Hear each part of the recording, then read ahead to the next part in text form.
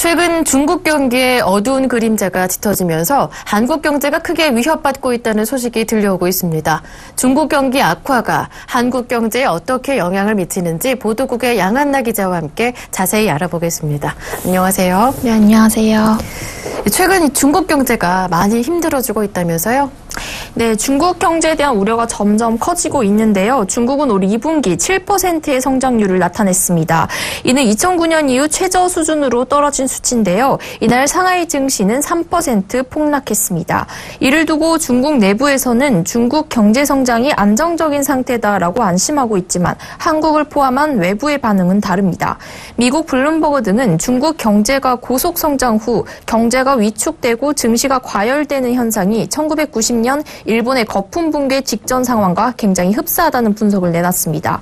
금융위기 전 미국보다 더 심각한 상황이라는 경고도 나오고 있습니다. 일본 니혼게자의 신문은 중국 경제가 하방 압력을 강하게 받고 있다면서 중국 GDP 통계가 지나치게 낙관적으로 조작된 것이 아니냐는 의심까지 내비쳤습니다. 시티은행은 통계를 객관적으로 반영할 경우 최근 중국 실제 성장률은 5% 수준이라고 분석했습니다. 네, 이제 세계 각국에서 중국 경제에 대한 우려가 높아지고 있는 상황인데요. 중국 경제가 부진해지면 한국이 타격을 받을 수밖에 없는 상황인데 네. 구체적으로 어떠한 영향을 미치는지 알아볼까요? 네, 세계 2위 경제 대국이자 한국의 최대 교역국인 중국이 무너졌을 때 가장 큰 위협은 한국 수출이 크게 줄어든다는 것입니다. 중국이 그동안 중간재를 한국에서 많이 수입해갔는데요. 한국의 대중 수출 의존도는 약 26%입니다. 그런데 올해 중국의 수입이 크게 줄어들었습니다. 한국무역협회에 따르면 중국의 연간 수입 증가율은 2010년 40%에 육박했지만 지난해에는 1.1% 정도만 증가하더니 올해는 마이너스로 돌아섰습니다. 올 1월에서 5월 중국의 수입액을 살펴보면 6,353억 달러로 전년 동기 대비 21% 줄었습니다. 이에 한국의 수출액도 올 들어 6개월째 감소세를 이어갔습니다. 네, 무엇보다 이 중국으로의 한국의 수출이 많이 줄어든다는 점이 가장 큰 위협이군요. 네. 그렇다면 이 부분 좀 자세하게 짚어볼 수 있을까요? 네, 기본적으로 중국으로 수출이 감소하는 것에 대해 중국의 성장 전략 변화도 추가로 한국 수출의 발목을 붙잡고 있는데요. 중국의 내수 중심으로 산업 구조를 바꾼 것입니다. 기존 값싼 노동력을 바탕으로 진행하던 가공 무역을 줄이고 스스로 만들어 수출하는 비중을 늘리면서 한국의 수출도 타격을 받았습니다.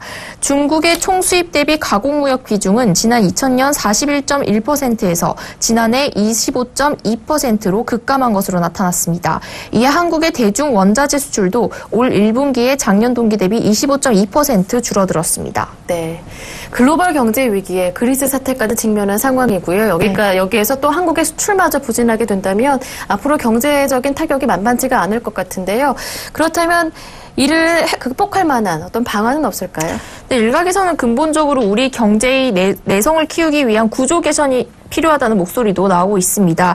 코트라 윤효춘 상임이사는 산업 고도화에 박차를 가하고 있는 중국 기업들의 눈높이에 맞춰 부가가치가 높은 중간재 제품을 공급하는 것도 위기를 극복할 전략이 될 수 있다고 제안했습니다.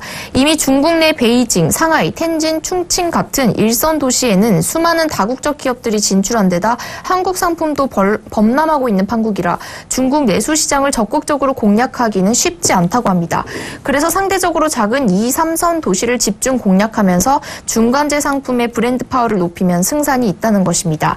또 정부와 기업들은 매월 점검 회의를 통해 상황을 모니터링하고 대비책을 세우는 등 한국 경제에 미칠 영향을 최소화하기 위해 고군분투하고 있다고 합니다. 네. 네, 그동안에는 중국 제품 하면은 값싼 이미지만 강했었는데 요즘에는 중국 기업들도 기술이 굉장히 발전했다면서요?